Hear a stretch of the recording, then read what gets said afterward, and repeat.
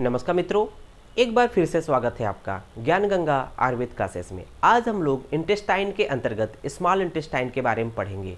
Small intestine को पढ़ने के बाद हम लोग इसके जो अलग अलग पार्ट है अर्थात ड्यूडेनम, जेजुनम और इलियम, इसके सब पार्ट्स को पढ़ेंगे।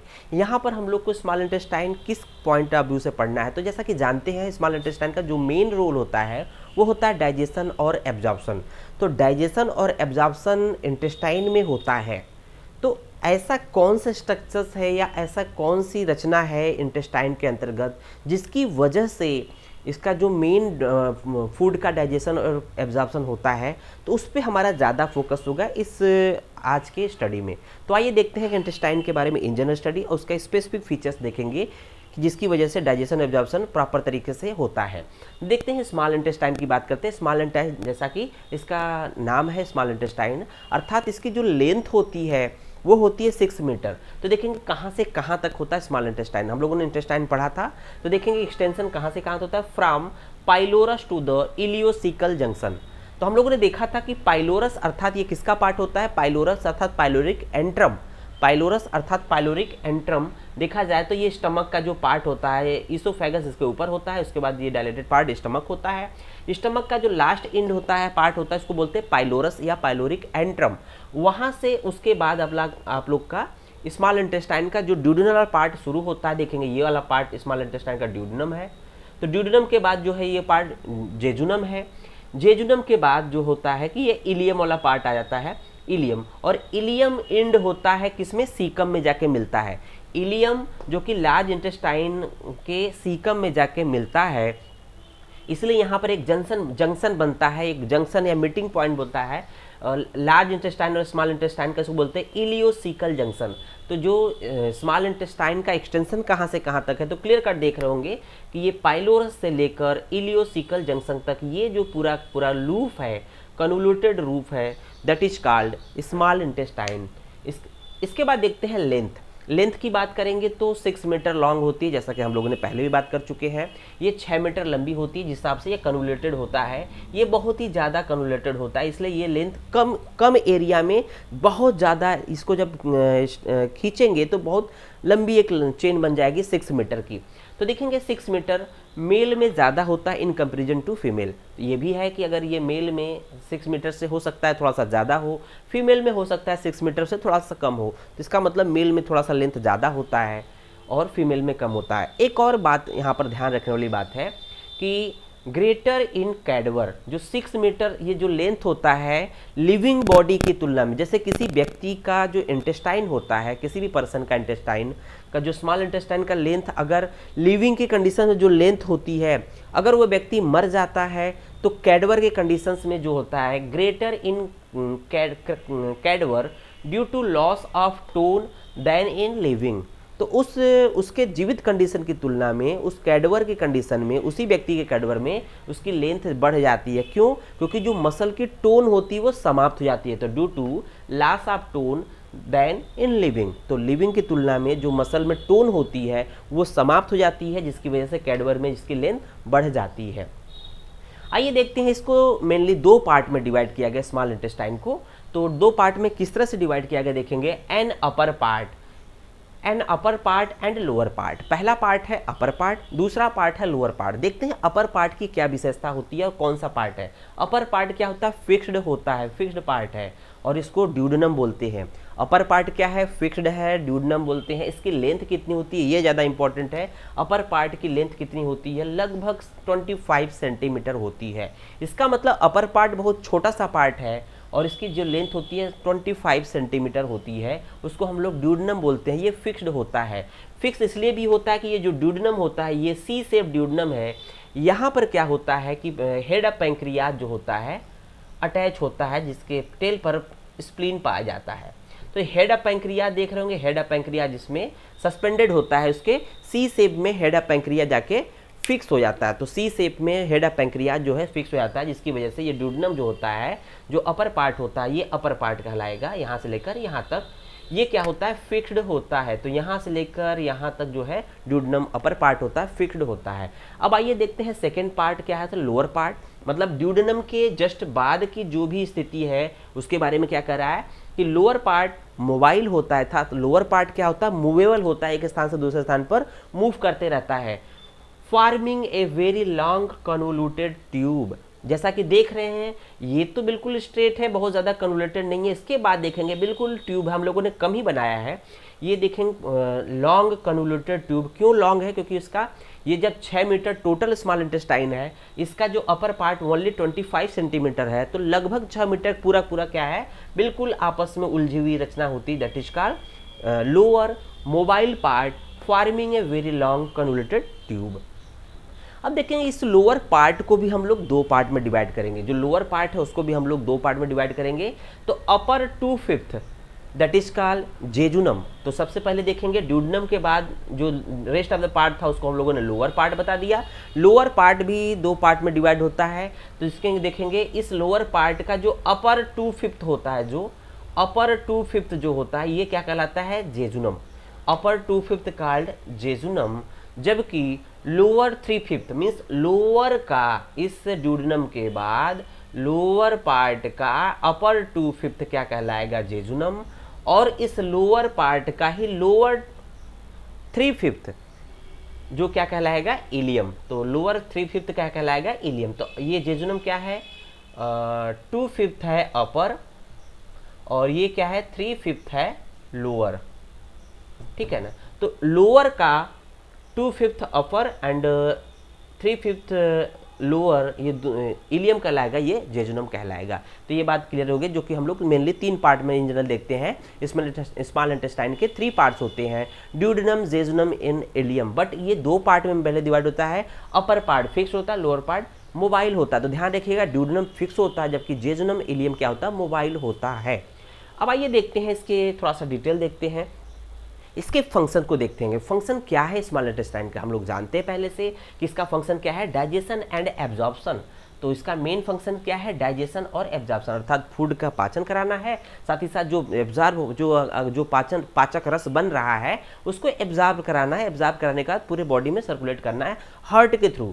तो कैसे होगा इसको हम लोग इसी पॉइंट को हम लोग को फोकस करना है मेनली इंटेस्टाइन केस में, स्मॉल इंटेस्टाइन में। तो यहाँ देखेंगे relevant features of small intestine, जिसके कुछ स्पेसिफिक फीचर्स होते हैं, इसके बारे में देखेंगे। तो देखेंगे लार्ज सरफेस एरिया।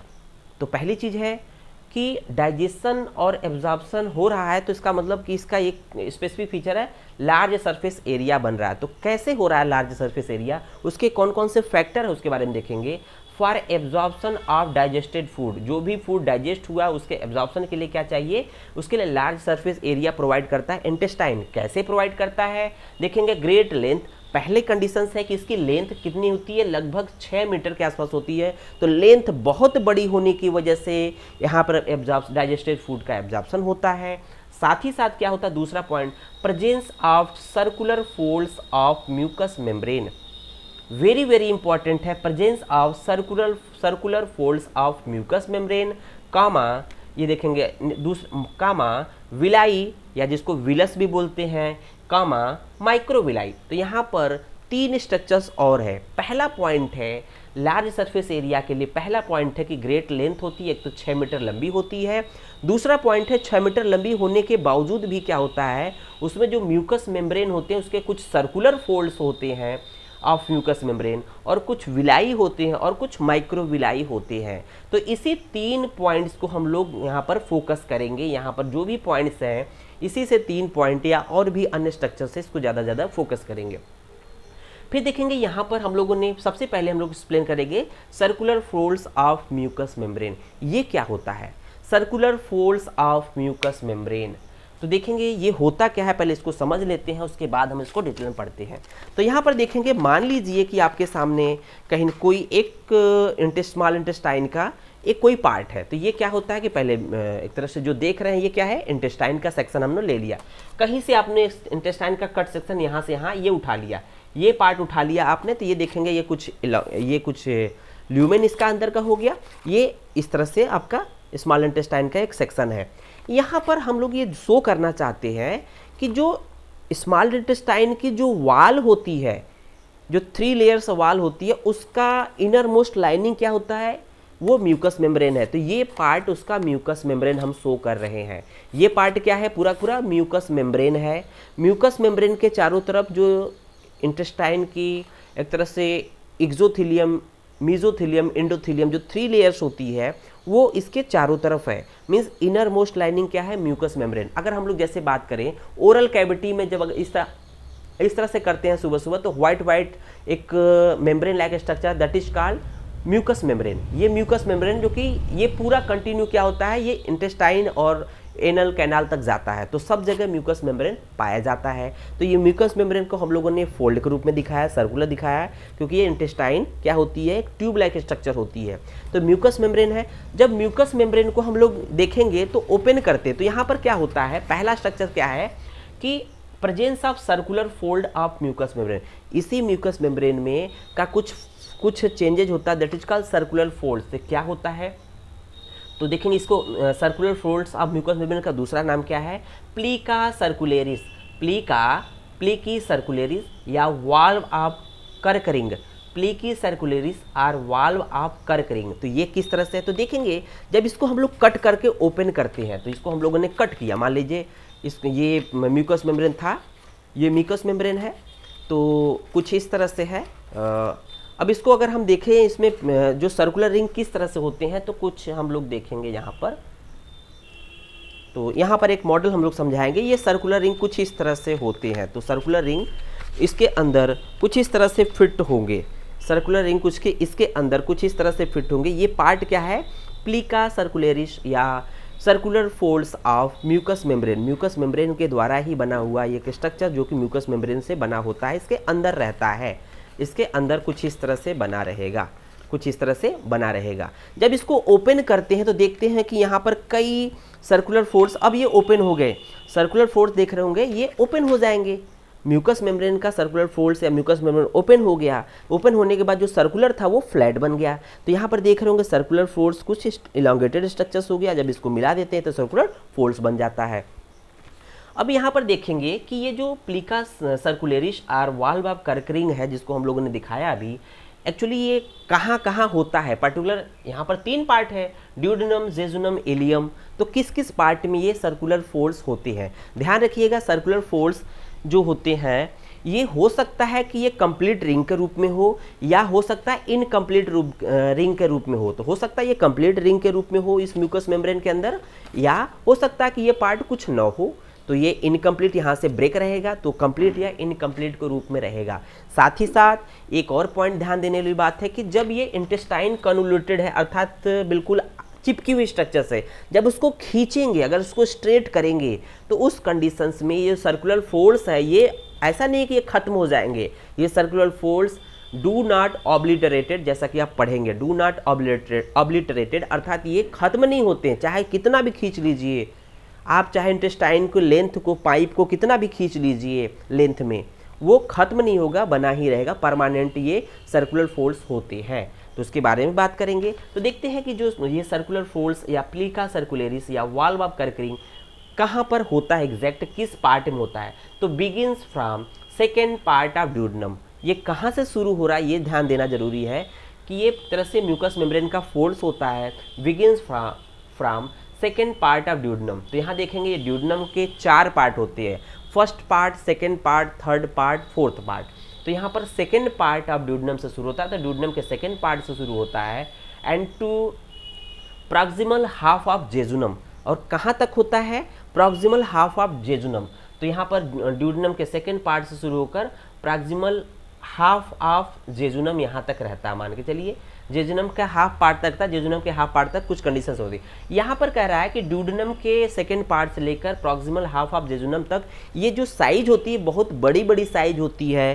तो इसको हम लोग इस तरह से समझ सकते हैं। और जैसे जैसे अर्थात प्रॉक्सिमल हाफ ऑफ जेजुनम के बाद जो डिस्टल हाफ ऑफ जेजुनम शुरू होता है, उसके बाद इलियम के प्रॉक्सिमल हाफ तक रहता है।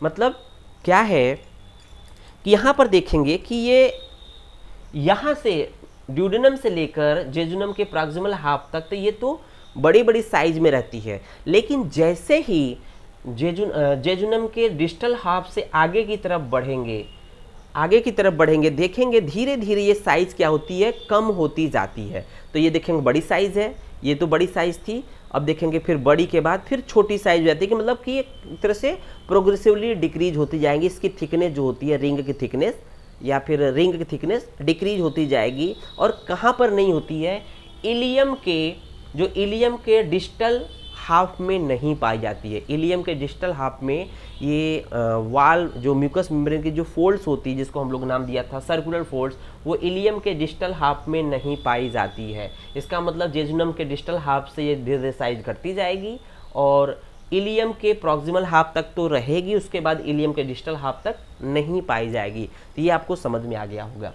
अब देखते हैं यहाँ पर ये इसका काम क्या है, फोल्ड्स होने का इम्पोर्टेंस क्या है। जब ये फोल्ड्स रहेगा, जब ये फोल्ड्स होते हैं, मान लीजिए कि ये अल्टीमेट ये क्या है, म्यूकस मेम्ब्रेन के फोल्ड्स हैं, इसमें से जो फूड मटेरियल पास हो रहे हैं, इसमें से जो फूड मटेरियल पास हो रही है, ट्यूब लाइक स्ट्रक्चर्स है, इसमें से जो फूड मटेरियल पास हो रहे हैं, सब्सटेंसेस पास हो रहे हैं, ये बहुत स्पीड से नहीं पास होंगे। तो यहाँ क्या कर रहा है कि ये जो फोल्ड्स होते हैं, सर्कुलर फोल्ड्स क्या करते हैं, slowing down the passage of intestinal contents. जो भी इंटेस्टाइनल कंटेंट, जो भी खाना पीना है, जो पाचन हो रहा है जिसका, वो बहुत ही धीरे धीरे जाएगा। इसके प्रेजेंस की वजह से, इसकी उपस्थिति की वजह से हिंड्रेंस प्रोवाइड करेगा जगह जगह। ये एक तरह से डिवाइडर का काम करता है जगह जगह। तो ये क्या करता है कि slowing down the passage of intestinal content and facilitate the absorption. तो जो भी डाइजेस्टेड फूड है, यहाँ पर एब्जॉर्प्शन प्रक्रिया तेज होती है, क्योंकि यहाँ पर धीरे धीरे फूड का पैसेज होता है। तो इस तरह से हम लोगों ने देखा कि यहाँ पर इसके बारे में इंपॉर्टेंट दिया। अब देखते हैं दूसरा पॉइंट क्या है इसमें। यहाँ पे हम लोगों ने circular folds of mucus membrane देखा, उसके बाद देखेंगे विलाई। विलाई क्या होता है, जैसा कि हम लोग नाम देते हैं कि इंटेस्टाइनल विलाई। तो इंटेस्टाइनल विलाई के बारे में देखेंगे, इंटेस्टाइनल विलाई, इसके बारे में देख लेते हैं इंटेस्टाइनल विलाई के बारे में। तो यहाँ देख रहे होंगे इंटेस्टाइनल विलाई क्या है।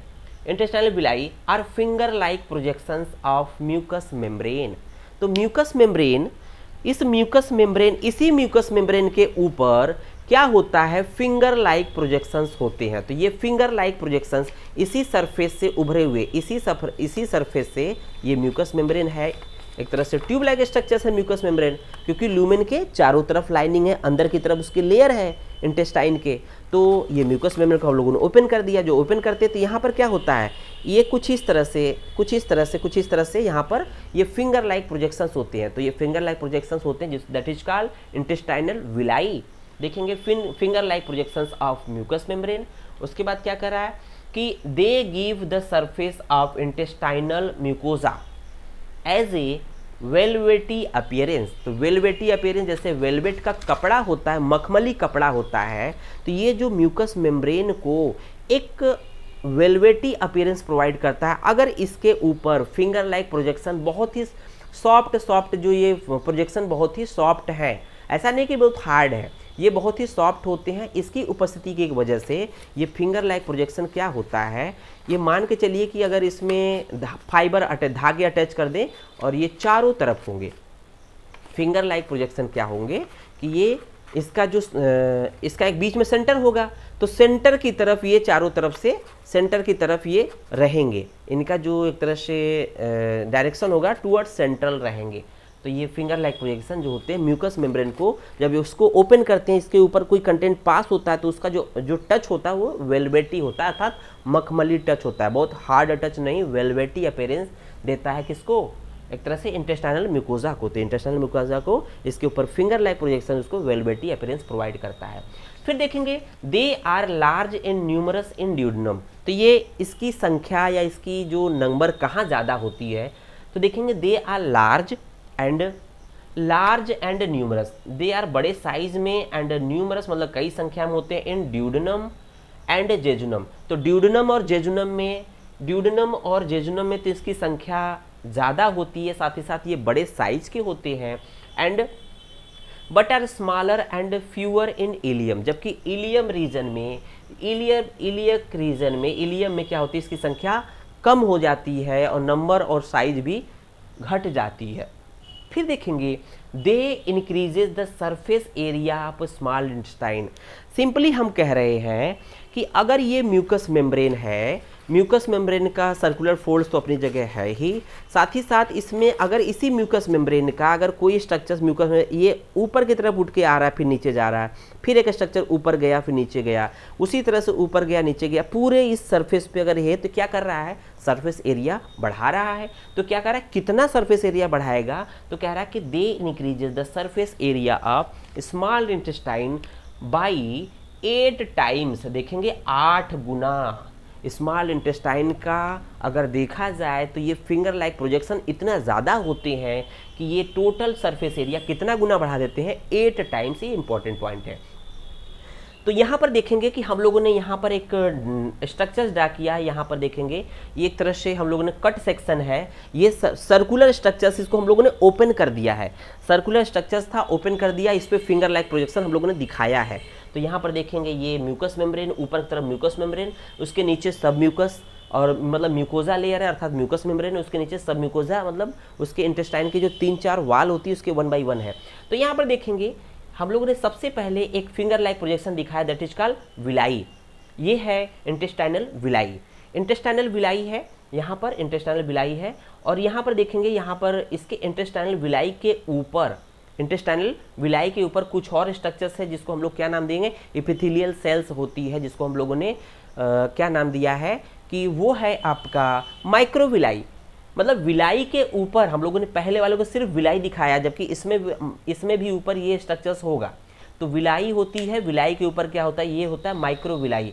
माइक्रोविलाई विलाई में ये बेसिक डिफरेंस होता है कि विलाई के ऊपर एपिथेलियल जो स्ट्रिएटेड सेल्स की एपिथेलियल सेल्स होती हैं उसके ऊपर जो सेल्स है उसको कहेंगे माइक्रोविलाई। विलाई को हम लोग नेकेड आई से देख सकते हैं, जबकि माइक्रोविलाई को हम लोग इलेक्ट्रॉन माइक्रोस्कोप से देखते हैं। तो देखेंगे यहाँ पर विलाई है, तो ये विलाई के बारे में बोल रहा है। फिर देखेंगे intestinal gland or crypt of Lieberkuhn. Intestinal gland or crypt of Lieberkuhn. तो यहाँ पर ये माइक्रोविलाई के ऊपर माइक्रोविलाई है, तो हम लोगों ने देख लिया इस तरह से है। फिर देखेंगे दूसरा पॉइंट, पहला पॉइंट क्या था, लार्ज सरफेस एरिया वाला बात क्लियर हो गई। यहाँ पर 3 पॉइंट थे, तो great length of the intestine था, दूसरा था presence of circular folds of mucus membrane, villi and microvilli. तो विलाई के ऊपर क्या था, माइक्रोविलाई। अब यहाँ पर देखेंगे इंटेस्टाइनल ग्लैंड और क्रिप्ट ऑफ लीवरकुहन। ये क्या होता है, इंपॉर्टेंट ये पॉइंट है, अर्थात कि ये क्या है, सिंपल ट्यूबुलर ग्लैंड। ये सिंपल ट्यूबुलर ग्लैंड होते, तो कहते हैं ना कि जो इंटेस्टाइन होता है उसका डाइजेशन के साथ साथ एब्जॉर्प्शन करता है। तो इसका खुद में ऐसा नहीं है कि यहाँ पर लीवर, पैंक्रियाज और ये स्टमक के द्वारा ही सिर्फ जो डाइजेस्टिव जूस सिक्रीट होता है, इसके साथ साथ स्मॉल इंटेस्टाइन में भी कुछ ग्लैंड्स होते हैं, डाइजेस्टिव ग्लैंड्स होते हैं, जिसको हम लोग क्या नाम देते हैं, intestinal glands or crypt of Lieberkuhn. Exact इसकी स्थिति कहाँ होती है इसके बाद देखते हैं। तो सिंपल ट्यूबुलर ग्लैंड्स होते हैं, distributed over the entire mucous membrane. सभी म्यूकस मेम्ब्रेन पे होते हैं, distributed over the entire mucous membrane of jejunum and ileum. तो ये इंटेस्टाइनल म्यूकस मेम्ब्रेन जेजुनम और इलियम में पाए जाते हैं, ड्यूडनम में नहीं पाए जाते हैं, क्योंकि ड्यूडनम में ऑलरेडी यहाँ से एक तरह से किडनी का जो बाइल जूस आता है, और यहाँ से देखेंगे यहाँ पर पैंक्रियाटिक जूस और गैस्ट्रिक जूस। तो ड्यूडनम में तो यहाँ इसी से पाचन हो जाता है, लेकिन जैसे जैसे आगे बढ़ेंगे तो यहाँ पर अपना डाइजेस्टिव जूसेस चाहिए, तो इसलिए कह रहा है जेजुनम और इलियम में इंटेस्टाइनल ग्लैंड या क्रिप्ट ऑफ लीवरकुहन पाया जाता है, जो कि ये सिक्रीट करता है membrane of duodenum and jejunum and ileum. Open by, अब ये ओपन एग्जैक्ट स्थिति कहाँ होती है, तो open by small circular aperture, open by small circular aperture on the surface of mucus membrane between the villi. तो देख रहे होंगे यहाँ 2 विलाई है, यहाँ 2 विलाई है, पहली विलाई कंप्लीट हो गई, फिर दूसरी विलाई कंप्लीट हो गई। दोनों विलाई के बीच में यहाँ पर एक स्लिट है, ये देखेंगे नीचे की तरफ क्या है, ये नीचे की तरफ एक तरह से ये क्या है, ये स्लिट है या दरार है, ये जो पार्ट है दरार नीचे की तरफ गया है, ये स्ट्रक्चर कहलाता है क्रिप्ट ऑफ लीवरकुहन। इसी जगह पर 2 विलाई के बीच में इस जगह पर एक ओपनिंग होती है म्यूकस मेम्ब्रेन से, जहाँ पर ये अपना डाइजेस्टिव जूसेस पोर्ड करता है, ओपन करता है। तो between 2 villi crypt of Lieberkuhn, crypt का मतलब होता है दरार, स्लिट। तो यहाँ पर 2 विलाई के बीच में, बिटवीन द विलस या विलाई के बीच में, 2 या 3 विलाई के बीच में ये पाया जाता है। तो कह रहे हैं secrete the digestive enzyme and mucous membrane. तो इसका क्या काम है, डाइजेस्टिव एंजाइम के साथ साथ म्यूकस मेम्ब्रेन भी सिक्रीट करता है। उसके बाद देखेंगे कि अब क्या ड्यूडेनम में कौन सी ग्लैंड होती है उसके बारे में देखेंगे। हम लोगों ने जेजुनम और इलियम में तो बात कर लिया कि जेजुनम और इलियम में आपका ये इंटेस्टाइनल ग्लैंड आर क्रिप्टा ब्लूअर कुहन है। तो क्या ड्यूडेनम में भी कोई ग्लैंड पाई जाती है? यस, पाई जाती है। तो देखेंगे ड्यूडेनल ग्लैंड्स आर, इसको हम लोग बोलते हैं Brunner's gland. Very very important, Brunner's gland कहाँ पाया जाता है? Only and only duodenal region में। तो ड्यूडेनल ग्लैंड जिसको हम लोग ब्रूनर्स ग्लैंड कहते हैं, ये क्या सिक्रेट करता है? ये ओनली म्यूकस सिक्रेट करता है। हम लोगों ने कहा कि ड्यूडेनम के रीजन में यहाँ पर किडनी होता, यहाँ पर क्या होता है, एक तरह से लीवर होता है, यहाँ पर स्टमक का जो जूस आता है, यहाँ पर ये पैंक्रियाटिक जूस आता है। तो ये रीजन तो पूरा डाइजेस्ट हो जाता है इन्हीं के कंटेंट से, इन्हीं के जूसेस से। बट यहाँ पर सिर्फ म्यूकस की रिक्वायरमेंट होती है, जिसको वो आगे की तरफ बढ़ाता है, लुगदी बनाता है भोजन को। तो क्या कर रहा है कि जो ड्यूडेनल ग्लैंड या ब्रूनल ग्लैंड क्या करता है कि secrete the mucous membrane present in the submucosa. तो सब म्यूकोजा रीजन में पाया जाता है। तीसरा पार्ट देखेंगे, यहाँ पर देखेंगे आर्टेरियल सप्लाई। तो आर्टेरियल सप्लाई इसका मतलब कि इस इंटेस्टाइन के म्यूकोजा या सब म्यूकोजा के लेयर पे क्या होता है? आर्टेरियल सप्लाई भी होता है। तो यहाँ पर देख रहे होंगे कि जो ये विलाई होती है, म्यूकस मेम्ब्रेन की जो फोल्ड है विलाई, इसमें देख रहे होंगे ये तो जो विलाई किसका पार्ट है? विलाई सिर्फ म्यूकस मेम्ब्रेन की द्वारा बनी होती है, लेकिन म्यूकस मेम्ब्रेन के नीचे अर्थात म्यूकोजा के नीचे जो सब म्यूकोजा होती है, सब म्यूकोजा लेयर है, वहाँ पर क्या होती हैं? वहाँ डिफरेंट आर्टरी, वेन और लिम्फेटिक्स होती हैं। तो देख रहे होंगे आर्टरी इस विलाई में एक साइड से गया, दूसरे साइड से यहाँ पर वेन आके यहाँ पर एनास्टोमोसिस कर लिया, अर्थात कैपिलरी फॉर्म में है। तो सेम देखेंगे आर्टरी वेन की कैपिलरी है, तो यहाँ पर कैपिलरी है, तो यहाँ देखेंगे ब्लड कैपिलरी है, यहाँ पर एक रेड और एक ब्लू, अर्थात तो ऑक्सीजनेटेड डीऑक्सीजनेटेड, एक साइड से जाएगा दूसरे साइड से रिटर्न ले आएगा। और देखेंगे ये पार्ट कहाँ पर पाया जाता है? तो जो आर्टेरियल सप्लाई कहाँ होता है? सब म्यूकोजा लेयर में होता है, इंटेस्टाइन के सब म्यूकोजा लेयर में होता है। और साथ ही साथ देखेंगे इन दोनों कैपिलरी के बीच में, मीन्स आर्टरी और वेन के बीच में जो कैपिलरी होती है, इनके बीच में एक structure that is called lacteal. तो यहाँ पर देख रहे होंगे कि ये जो बीच में दोनों आर्टरी वेन के बीच में क्या है? ये क्या है? लैक्टियल्स। लैक्टियल्स क्या है? तो lacteals actually small lymphatic vessels है, स्मॉल लिम्फेटिक वेसल्स हैं। ये क्या काम करते हैं? ये एब्जॉर्प्शन करते हैं किसका? फैटी एसिड और ग्लिसरॉल का। तो फैटी एसिड और ग्लिसरॉल जो कि फैट के ही पार्ट है, फैट का डाइजेशन होगा तो फैटी एसिड और ग्लिसरॉल बनेंगे, तो उसके थ्रू ये लैक्टियल्स या स्मॉल लिम्फेटिक वेसल्स के थ्रू इसका एब्जॉर्प्शन होगा। जबकि यहाँ पर देखेंगे ब्लड कैपिलरी जो है, जो ब्लड कैपिलरी यहाँ पर क्यों है? ब्लड कैपिलरी इसलिए है कि यहाँ पर ग्लूकोज और एमिनो एसिड का एब्जॉर्प्शन होगा, इसके थ्रू क्या होगा? ग्लूकोज और एमिनो एसिड का एब्जॉर्प्शन होगा। तो यहाँ पर एक तरह से देख रहे होंगे विलाई के ऊपर ये विलाई है, उसके ऊपर माइक्रो विलाई है और ये विलाई है। तो कुछ इस तरह से हम लोगों ने देखा। फिर देखेंगे लिम्फेटिक फॉलिकल्स। लिम्फेटिक फॉलिकल्स क्या होते हैं? लिम्फेटिक फॉलिकल देख रहे होंगे आप लोग। तो लिम्फेटिक फॉलिकल्स क्या होते हैं कि ये एक तरह से लिम्फ होते हैं, ये दो रूप में होते हैं इंटेस्टाइन में। एक तो सिंगल सेपरेट होते हैं, अर्थात सॉलिटरी मतलब सिंगल होते हैं। तो सॉलिटरी मतलब एक दो इस तरह से रहते हैं। एक एग्रीगेटेड होते हैं, अर्थात एक ग्रुप में होते हैं। जो एग्रीगेटेड होते हैं उसको हम लोग पेयर्स पैचेस का नाम देते हैं। तो इंटेस्टाइन में पेयर्स पैचेस बहुत ज़्यादा मात्रा में पाया जाता है, एग्रीगेटेड रूप में लिम्फेटिक फॉलिकल्स पाए जाते हैं, अर्थात सेल्स पाए जाते हैं। तो यहाँ देखेंगे each villus has a centrally lymph vessels. Each villus अर्थात each villi has a centrally lymph vessels. तो देखेंगे ये विलाई है, एक विलाई है, इसके साइड में आर्टरी वेन अर्थात कैपिलरी, इनके सेंट्रल में क्या होता है? That is called each villus has a centrally lymph vessels known as lacteals. तो लैक्टियल्स क्या है? एक तरह से लिम्फ वेसल्स है, स्मॉल वेसल्स है, लिम्फेटिक चैनल्स है, जो कि एक तरह से प्रत्येक विलाई के सेंट्रल में पाया जाता है, जिसके थ्रू फैटी एसिड और ग्लिसरॉल का एब्जॉर्प्शन होता है। तो इतनी बातें हम लोग को बतानी थी स्मॉल इंटेस्टाइन में। धन्यवाद।